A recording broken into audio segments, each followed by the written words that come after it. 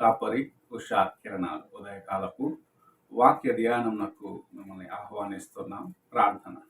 మమ్మల్ని మిక్కిలిగా ప్రేమిస్తున్న పరలోకపు తండ్రి, ఈ ఉదయకాల సమయానికై వందనములు స్తోత్రములు చెల్లించుకుంటున్నాం.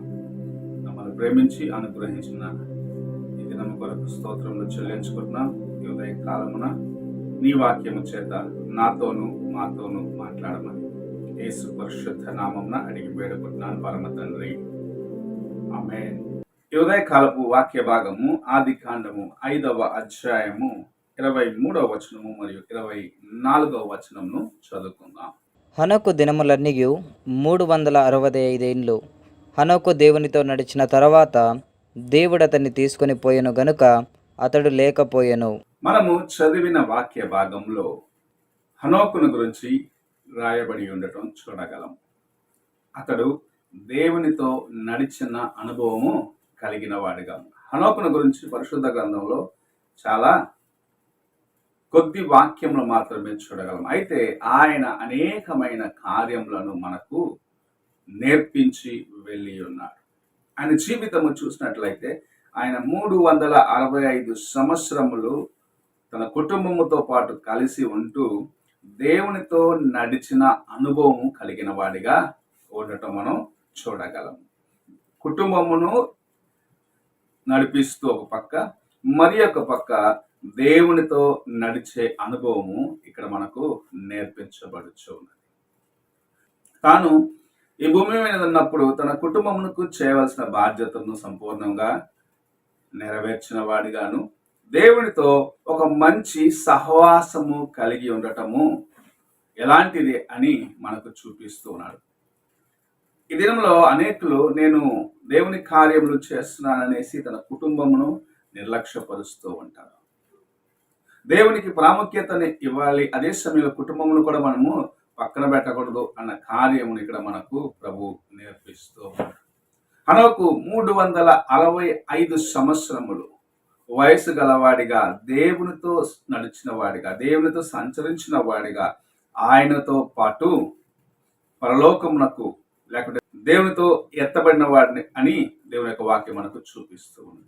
ఆయన యూదా పత్రికలో చూసినప్పుడు ప్రభు రెండవ రాకట్లో ఎలాగో దూతల సమూహముతో రానయ్యున్నాడో అన్న కార్యమును రాసి ఉంచడం చూడగలము. యూదా పత్రిక 14వ వచనమును చదువుతున్నాం. యూదా పత్రికలో ఒకే అధ్యాయం ఉంటుంది. అందులో హనోకు దేవుని యొక్క రెండవ రాకడ సమయంలో జరగనయ్యున్న కార్యములను గురించి చెప్పినట్లుగా యూదా రాసి ఉంచడం చూడగలం.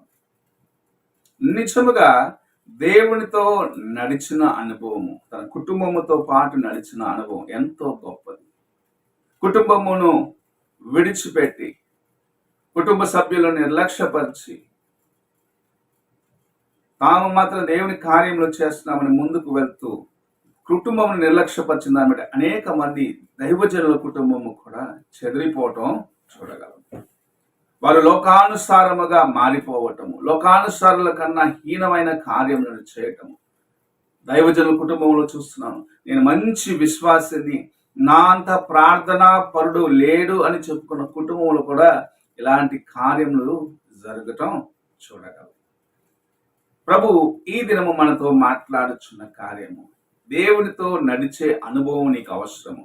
అయితే నీ కుటుంబముతో పాటు నడిచేదానికి, దేవునితో నడిచేదానికి నేర్చుకోమంటున్నాడు. నీవు అలాగున్నప్పుడు తన యొక్క ఉద్దేశములు, తాను చేయతలుచుకున్న కార్యములను అనేకము ప్రభు నీకు బయలుపరుస్తాడు.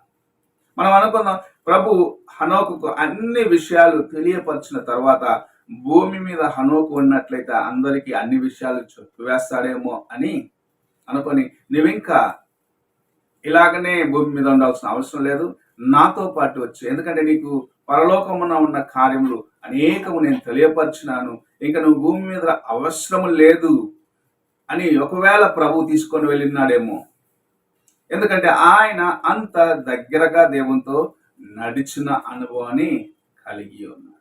ఈ ఉదయ కాలమున నీవు కూడా దేవునితో నడిచిన అనుభవం కలిగి ఆయన యొక్క ఉద్దేశములను, ఆయన నీ కొరకు కలిగిన ప్రణాళికను తెలుసుకొని దేవుని కొరకు నిలబడగలిగినట్లయితే నిజముగా నీవెంతో ధన్యుడవి, ధనురాలు అని దేవునికి వాక్యం సెలవిస్తుంది.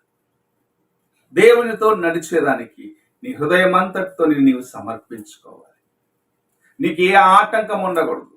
అలాంటి ఒక అనుభవంలోకి నీవు రావాలని ప్రభు ఆశిస్తూ ఉన్నాడు.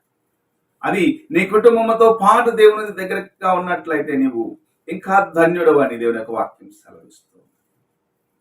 ఈ ఉదయకాలమున నీ కుటుంబంలో నీవు మాత్రమే దేవుని సన్నిధికి వెళ్తున్నావేమో, నీ కుటుంబ సభ్యుల్లో నీవు మాత్రమే మారు మనసు పొందిన అనుభవంలో ఉన్నావేమో, ఒక్కసారి నీ హృదయాన్ని పరీక్షించుకో. నీవు మాత్రమే కాదు, నీ కుటుంబముతో పాటు వెళ్ళినట్లయితే ప్రభు ఎంతగానో ఆనందిస్తాడు, ఆయన ఎంతగానో సంతోషిస్తాడు. నా కుమారుడు తాను తన కుటుంబముతో పాటు నన్ను వెంబడించేవాడిగా ఉన్నాడని. హనోకులాగా నిన్ను ఆయన ప్రేమించే అనేకమైన కార్యములు నీకు బయలుపరచగలడని దేవుని యొక్క వాక్యం మనకు తేటగా తెలియపరుస్తుంది. ఈ ఉదయ కాలమున నీవు నీ కుటుంబముతో పాటు దేవునితో నడిసే అనుభవంలోకి రావాలని ప్రభు ఆశిస్తున్నాడు. నీకు బలహీనతలు ఉండక తప్పవు, శోధనలు ఉండక తప్పవు. వాటిని దాటి ముందుకు రావాలని ప్రభు ఆశిస్తున్నాడు. వాటిని దాటి ముందుకు వెళ్ళిన దినమున నిశ్చయముగా నీ అంత ధన్యుడు మరి ఒక వ్యక్తి ఉన్నాడు. ఎందుకంటే దేవుని యొక్క చిత్తమును తెలుసుకోగలవు. ఆయన యొక్క ఉద్దేశాలు నీకు బయలుపరుస్తాడు. తన యొక్క తలంపులను నీకు తెలియపరుస్తూ ఉంటాడు.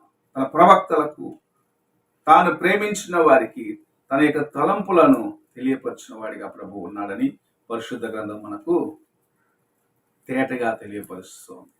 ఉదయ కాలమున నీవును అలాగూ ఉండాలని ప్రభు ఆశిస్తుంది. నీవు నీ కుటుంబంతో పాటు కలిసి ఏకీభవించి దేవునికి ముందుగా నిందారహితుడుగా జీవిస్తూ దేవునితో పాటు నడిచే అనుభవంలోకి వచ్చినట్లయితే శోధనలు రాక తప్పవు. లోకంలో ఉన్న అన్ని దినములు అనేకమైన శోధనలు అపవాది తీసుకొని వస్తాడు. అయితే వాటిని దాటి ముందుకు వెళ్ళి దేవునితో నడిచే, దేవునితో కలిసి ఉండే అనుభవాన్ని ప్రభు నీకు ఇవ్వాలని ఆశిస్తున్నాడు. నీ హృదయము ఆయన ఎదుట ఎలాగున్నదో ఒక్కసారి నీవు పరీక్షించుకో. ప్రార్థన చేసుకున్నాను. మా స్తుతులకు ఆధారభూతుడు అయిన గొప్ప దేవ, ఈ ప్రాతకాల సమయమున నీవచ్చిన ఈ వాక్యం బట్టి వందనాలు చెల్లించుకుంటున్నాం. హనోకు 365 సంవత్సరములు జీవించినాడు. అన్ని సంవత్సరములను ఆయన నీతో నడిచిన ఒక అనుభవం కలిగి ఉన్నాడు తండ్రి. తాను ఎన్ని సంవత్సరాలు నడిచాడో మాకైతే తెలియదు, కానీ తాను నీతో నడిచినాడు. నీవు ఆయనను కొనిపోయినావు అన్న కార్యము పరిశుద్ధ గ్రంథం మాకు తెలియపరుస్తుంది. అలాంటి ఒక ఉన్నతమైన మెట్టుకు హెచ్చించబడేదానికి మమ్మల్ని సిద్ధపరచమని వేడుకుంటాం. మా జీవితంలో నాయన ఉన్న బలహీనతలను, అపవాది కలిగించే శోధనలు దాటి ముందుకు వెళ్ళి నీవు అనుభవించే మేలైన ఆశీర్వాదములకు మమ్మల్ని మేము అప్పగించుకునే కృపను దయచేయమని యేసు పరిశుద్ధ నామమున అడిగి వేడుకుంటున్నాను పరమ తండ్రి. ఆమేన్. తండ్రి అయిన దేవుని ప్రేమ, కుమారుడైన క్రీస్తు కృప, ఆదరణకర్తైన పరిశుద్ధాత్మ యొక్క సహవాసం ఎప్పుడు ఎల్లప్పుడూ తోడై ఉండి సదాకాలము నడిపించును గాక. ఆమేన్.